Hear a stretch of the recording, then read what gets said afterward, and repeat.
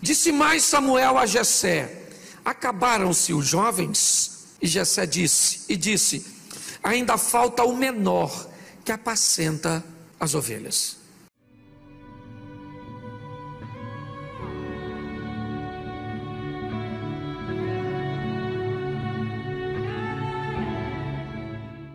Preste atenção, porque para mim, Davi só foi rei porque apacentava ovelhas. Para mim, a maneira que ele resolveu desempenhar a sua função, a maneira que ele resolveu agir com a missão que lhe foi confiada. E a Bíblia diz que nós não devemos negligenciar o tempo das pequenas coisas.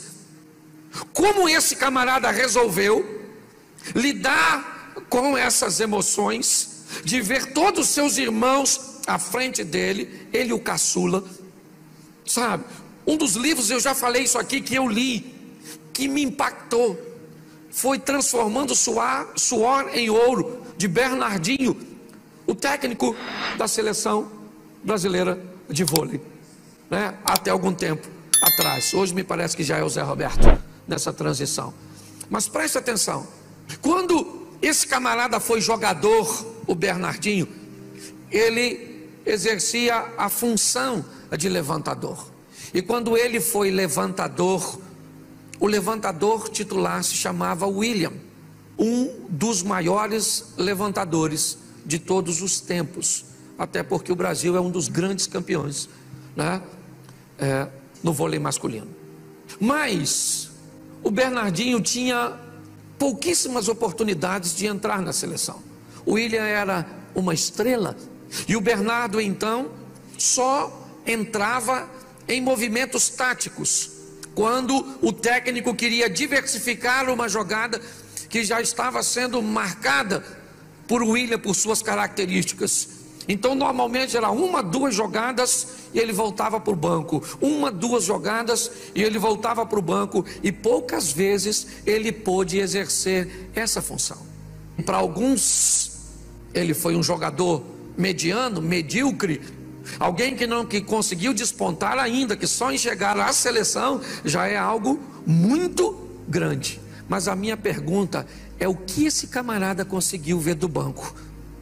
É o que esse camarada conseguiu observar do banco? Que já que ele não seria o melhor levantador do mundo, ele poderia se tornar o melhor técnico, o maior campeão de todos os tempos, como levantador. Ele conseguiu simplesmente observar uma oportunidade que dificilmente a maioria de nós observaríamos, focados muitas vezes no local errado, muitas vezes achando que não temos o privilégio de ocupar determinadas ou de determinados posicionamentos. É um livro maravilhoso para quem deseja, né, achar ou descobrir um espaço para se alcançar um ambiente de vitória.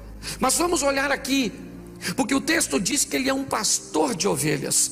Olhe bem, Samuel chega na casa de Jessé para ungir um rei. Tem 7 filhos de Jessé em casa, e Davi está trabalhando, apacentando as ovelhas.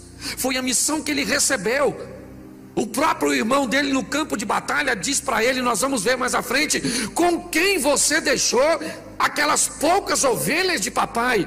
O que indica que não era um rebanho tão grande, que a função que ele exercia não era nada expressivo, não era nada significativo. Não, o importante não era a função que ele exercia, o importante era como ele levava a sério o que ele fazia, como ele era capaz de se dedicar para fazer aquilo,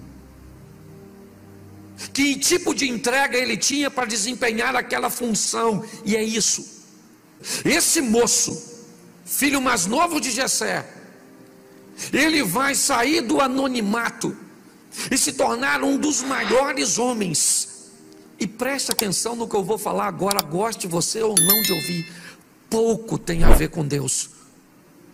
Pouco tem a ver com Deus, tem muito a ver com sua dedicação, com o interesse de fazer aquilo que Deus o entregou. Porque até o presente momento, o que Deus tem para ele? Ser pastor de ovelha. Ah, mas ser pastor de ovelha é uma função que eu não me agrado, é algo que não tem tanta expressividade, é algo que não tem tanto valor. Para quem?